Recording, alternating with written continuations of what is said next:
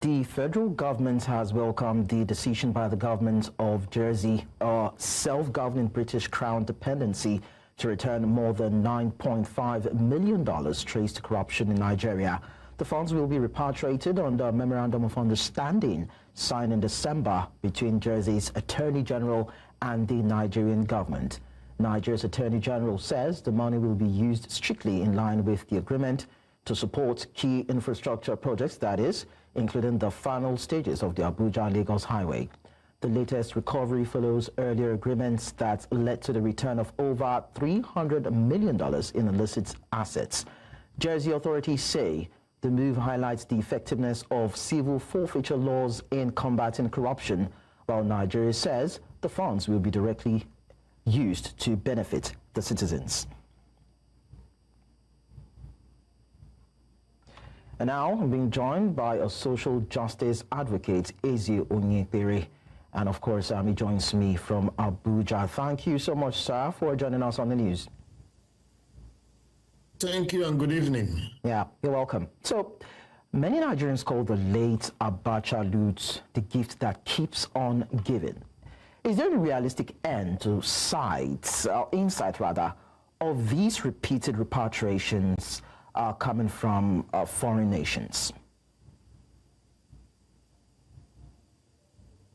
Well, let me start by saying that this is not the first time we are having this repatriation. Bigger sums of money, we are just discussing $9.5 million, bigger sums of money running into hundreds of millions, and even billions have been repatriated in the past. But unfortunately, Nigerians have not benefited from this. What has happened has been the relooting of the loot. Shamelessly, top government officials have seen this as an opportunity to enrich themselves after these monies have been returned after so many years of negotiation and bureaucratic bottlenecks to get the money back. So it's an unfortunate situation, and I think this time around that Nigerians should all wake up to say, even if it's only $9 million, let's find out where this money is going. Let's collectively agree on where it should go, not leave it to some gentlemen in the National Assembly who are simply thinking of what they will make, or some people in the executive who have shown no evidence that they want to govern, but simply want to enrich themselves. We're still talking about that anyway, but then some believe that the funds were intentionally left offshore to be drawn on during periods of fiscal stress in the country. Is there any evidence to support this view? No, I don't think so, because every administration would have loved to, in the past, to get the money back to Nigeria and purportedly use it to invest in benefiting the welfare of the people so that they can claim that this is what they have done on behalf of the people, although we now know that these monies have been mismanaged in the past. There's no evidence to that effect. Well, it's quite interesting that authorities describe this money as tainted property. So one would still think, why did recovery take decades? Why was it not returned, as it went due? Why were they returned in tranches? And do we even know whether accrued interests were actually paid, even with these monies that we know definitely would have appreciated in value? That question is reserved for the recipients of stolen property. I mean, these countries and these counties, these jurisdictions where this money has been taken out and hidden. Most of these Western countries that lecture us on transparency, the need for us not to be corrupt and accountability.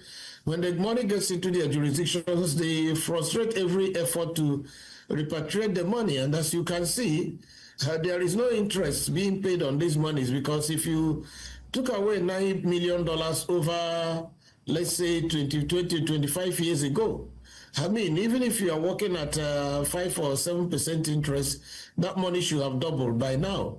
But unfortunately, nothing like that is happening. So it's an unfortunate scenario. And we see that multiple sources let us know that the estimation of these monies that have been repatriated is about $3.65 billion. Some say $4.6 billion. We're talking about between 5.3 and 6.7 trillion naira. actually repatriated between 1998 and 2023. Earlier on, you talked about the fact that these monies are being looted and relooted. Now, does this mean that we've not seen any material impact of these finances, even as administrations have continued to be recipients of these funds?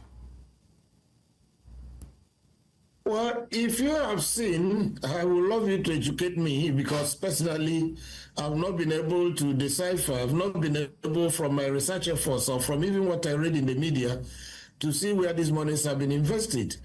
It's all the same old stories of, oh, we are going to do X, Y, Z, just like they said what they were going to do with the money saved from fuel subsidy, just like what they said they will do with more taxation, the revenue that will accrue from taxation. Nothing is happening. When you have people who basically are not accountable, who basically will not even attend, to answer media questions when they are contesting for power, who the courts will tell you, well, it doesn't matter whether he went to school, produces a certificate, who goes to court to say, well, I will suffer irreparable damage if the details about my background are revealed. That's what you get. So there's nothing surprising to me. Votes have consequences. We've always voted the way we want. A particular former president who is late now, they said even if his certificates were simply brave posters that they don't mind, let him stay there. So votes have consequences, and court decisions also have consequences. And if we have been voting negatively, or if court decisions have also not been doing the right things, that's the consequence of what you see. So I'm not surprised at all. And I dare anybody to show me what they've done with any of the recovered loot in the past. Well, it's quite interesting. I mean, in 2024, the Jersey's Royal Court ruled that the funds were more likely than not proceeds of corruption. But then we've seen administrations come and go between 1998 and now who have been very, very vehement around fighting corruption in the country. Would you consider that a smokescreen, looking at the verdicts or statements now coming from foreign countries like these? Well, I don't think the current administration has ever said anything about fighting corruption. If they have said so, I've not heard. Maybe if there's anything you've had, please let me know. It's always simply to deceive the uninitiated, to deceive the masses, to say you are fighting corruption, when everything around you, all your critical ministers, all their critical advisors, are a bunch of corrupt people who have shown no capacity to do anything good. And the antecedents of even the people who are leading doesn't say much about fighting corruption. So for me, it's just that like Nigerians like to hear the word that we are fighting corruption. So the leaders will tell you what you want to hear and continue doing what they want to do. So there's nothing surprising about what has happened so far. It's quite interesting. Accountability, big challenge. Eze Onyekpere, thank you so much for sharing your thoughts with us on the news.